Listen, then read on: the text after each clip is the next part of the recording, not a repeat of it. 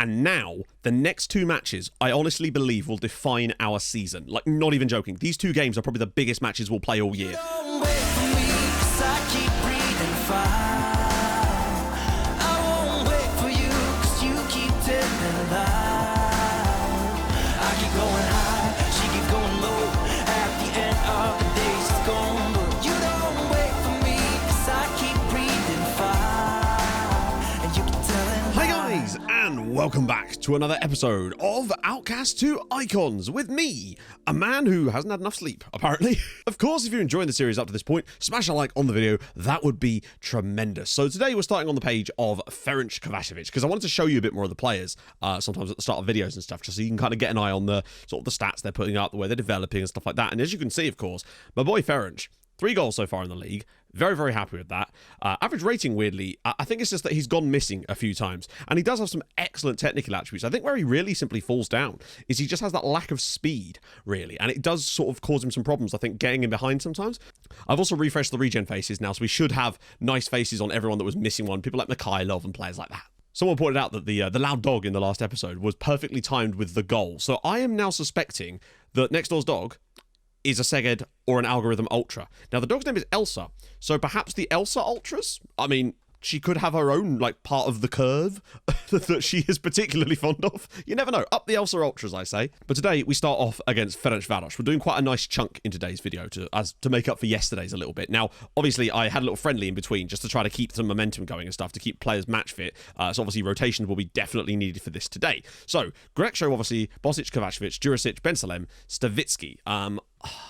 I think we need to try this out. I know that the other way around actually worked well in the last game, sort of. But I do still think that Bosic is much more useful in this role. Now, my assistant wants to put Crespin in instead of Otto. Maybe a comparison is in order. Well, that is very, very interesting, actually. You can sort of see that Crespin is good in everything except defending, and he's a centre-back. So for a central defender, heading is identical. He definitely is worse in the marking. That's a very obvious state. But he is same on tackling, aggression slightly better, bravery is 9 better, which is quite a jump, to be honest. Positioning is much, much worse, though. Jumping reach, way better in every area physically, including taller. Maybe there is a chance for him. I don't know, because Otto's just missed too many big headers, I found, for us at times. And I wonder if Crespin and Van Dijk actually might be the partnership. You never know. Wow, Crespin's 2.5 stars? 3.5 stars now? Holy crap. He's performed well in friendlies. Put Booty on the bench, of course. Geladaris is nearly fit again. But I will have Bradic on the bench instead of Geladaris at the moment because he isn't actually fully fit to play. I'd say it can hardly be argued that we haven't had a tough start to the season. I don't know why they're nervous. Come on, lads, pick it up a little bit. There we go. Good stuff. Leandro, I can understand why he's nervous.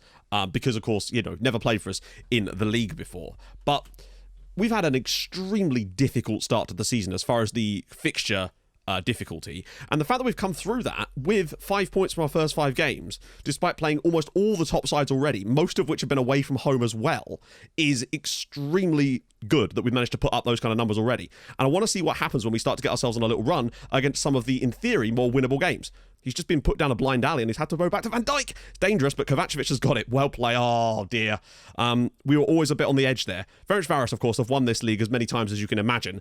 Bolly's already through, and it's already 1-0 to Ferencváros within a minute. For the second game in a row, we've conceded a goal within the first minute of the match. And we just looked a little bit all over the place there. Really bad pass from Kovacevic. But what I would say is, obviously, it's his fault for giving the ball away. But there's so much more. I mean, that right there, is that Crespin? I don't understand. That right there might be his positioning coming into play, because I have not a clue what he's trying to do by pushing up so far for no reason. He could be brilliant in every other attribute, but if he's going to do things like that cost you goals at the end of the day, that is the main thing, as it's flicked off the crossbar, I think, by Crespin in the end, actually. We've had a bit of a subdued period of the match now, but it is still 1-0. Much like against Pushkas, it's just a case of hanging on in there. But those early mistakes really have cost us. Albeit, the mistake of the last game was a dodgy penalty. Kovacevic is in behind again. Can he get the shot away? No. Bensalem's on the end of it, though. Oh, it's a really, really poor first touch from Bensalem. But nice work again. Kovacevic with a good run. I just wonder if maybe his pace is going to let him down a little bit at this level. And it'll be harder for him to make those kinds of runs. Cisse, although he has still scored 3 times, so I can hardly be too annoyed at him. Kovacevic brings it down again. And I mean, right, arguably, I think he wins the ball there. But that, for me, was more of a penalty than the one we were given against us in the last game, to be honest. Bolly stands him up. Actually, no, he's put it to the end of the box. This should be straight forward from the edge of the area. Yeah, relatively easy. Once you're not sure what the league sorting rules are in the top flight, whether it is goal difference or whether they also do games won, because if it is goal difference, then one of the key things for me, I think, is going to be not losing these games too heavily. And so far this season, we've done a very good job at not getting beaten by too large a number, and that's going to come in massively important as Gaspar once again is flying down this left-hand side, once again well blocked by the... well, Crespin's done okay there. Whipped through again.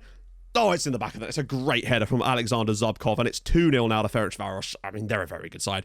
Crespin's not had the best day of it so far. I don't think there's a lot he could have done about that one after making an initial pretty good tackle, I think it was, on the... Oh, was it Crespin? No, it wasn't Crespin, actually. And then he sort of...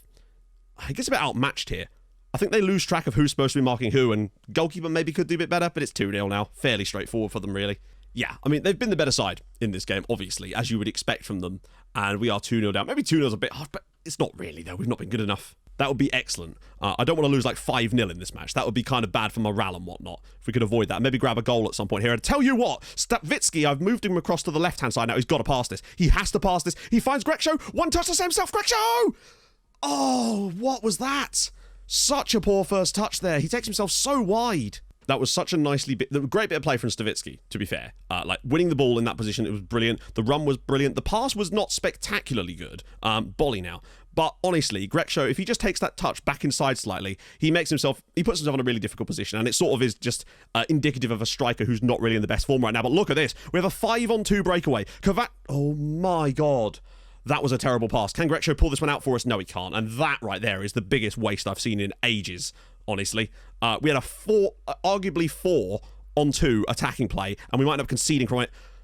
What a stop from Walsh. I mean, we very nearly conceded off of that, and it's all because Kovacevic played a terrible pass, and he has to go off, I think. We've just, got a bit big for ourselves and mucked up at the final moment. As Herc's through, and it's another good save from Joe Walsh. He's kind of kept us in it in the second half here, because it's those sort of openings that, even though we've not been that good, could have allowed us to snatch something from a game like this, where you take those little opportunities when they're prepared. Yeah, there we go. 2-0, Ferencváros 2. I'm not too bothered about it in the end, because it is, one of the better sides in the league, and they clearly deserved it. We didn't manage a shot on target here, and that was poor from us. That nobody really played well in this game, and it was always going to be a tough task, and there's only so many times we can really say that, isn't there? So, hopefully a couple more easier games coming up. I can't remember exactly which one. It's the end of next month that we're going to go back, so there should be at least 5 or 6 games in this little segment.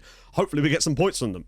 Hopefully. So first up, we had ourselves a cup game. Van Dijk scoring his first goal for the club from a corner. Pretty straightforward stuff. Bootie's ball in. Bosic was on the end of it to score one as well to make it 2-0 after just 20 minutes. Fairly straightforward stuff for us, really, against the lower league side. Bosic again doing some nice work here. Whipped him once again, and none was able to get on the end of it for 3-0. Just rotated the squad a little bit, give some players some freshness to try and get some confidence back.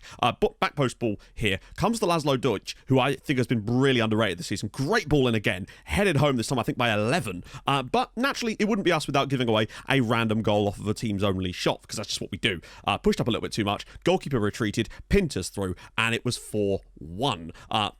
Though, we managed to sort of get ourselves back on top again and grabbed ourselves a late one here as it comes to Regan Booty. Shot comes back. Greksho gets the ball, drops it through, and Timo Savitsky on the end for 5-1. But I mean, look at the numbers we were putting up in this cup game. It was pretty straightforward, really. So we're through. But annoyingly, against MTK, we conceded another one of those ridiculous penalties in the 7th minute, and that was enough. That was it. A very even game, really. And I think, once again, we would have been good value for a point probably out of this one, but those penalties are very, very annoying. It's just so blatantly obvious. When this one was actually worse in a way, because our player just walked past the guy, took the ball in his feet, and was walking off, and it was given as a penalty. Like, I just don't know anymore. And for us, losing that home game was super duper important, because we were counting on those victories. Cisse with the ball in here, though, and gave us the lead after 7 minutes against Kishvarda, with 11 doing a wonderful job. And I thought, you know what? We can make up for that, because if we beat Kishvarda, things start to look a lot better. But we just got all sorts of disjointedness here, and eventually the ball is put in on the rebound for 1-1, and it was starting to turn the tide a little bit. However, we managed to pull it back. Bradic with a great cross in. There was Van Dijk on the end for 2-1, but then Cisse decided to 2-foot someone immediately after that and got himself sent off in the 38th minute. We were doing all right at that point. Dobrianski's through again, though, before half-time to make it 2-2. And at that point, the momentum just completely switched into Kishvarda's favour. Mohar with the ball through. 3-2 Kishvarda on the 54th minute. And at that point, it was just despair. However, 92nd minute on the clock here. Grossu drops it round the side for Bradic. 11, humdinger of a strike for 3-all. He really has dug us out of a hole there, because we were doing pretty okay. It was a pretty even game, really, up until the red card, and then we just kind of struggled after that. So Cisse's terrible decision-making damn near cost us, but unfortunately, At home against MTK, winnable. At home against Kishvarda, winnable. To come away with only 1 point from those 2 matches was extremely concerning, as you might imagine. And things are not going to get any easier as we went away to Mull Ferencváros, formerly known as Videoton. And we had a friendly to sort of rejuvenate some quality before that. Comes to Artiega here, played him on the right in this game, and he gave us the lead after 48 minutes. And I thought, finally, we might be able to hold on. And then, Greksho as an advanced forward here, he gets through, takes ages over the shot, has another attempt at save, and on the third time of asking, puts it in for 2-0. And that was all she wrote. Krzysztof Greksho's late goal really put the icing on the cake, but we were very, very fortunate here. I mean, I think a point would have been a fair result in this one. For us to grab that 2-0 over these guys. They have had a bit of a struggling start to the season, but we really stepped up when we needed to. And that friendly, I think, made a huge difference. It was an international break. I did a friendly. We talked to the team, had a little bit of a kind of a team meeting, and they went out here and put in a spectacular performance. And Joe Walsh was superb as well. I've actually moved him to a sweeper keeper now on support because he has extremely good kicking, and I feel like we could just maybe utilise that a little bit more by just getting him involved almost like an extra centre-back sometimes, and it might make a difference. But then we went away to second in the lead. League, blah, blah, blah, blah. Artiega puts the ball in, Crespin on the end of it for 1-0. Very fortunate first goal of the game, though. Wasn't expecting much against a team second in the division. And almost moments later, that's Salifu showing why they're second with that brilliant strike to get the equaliser. But I'd have taken a point.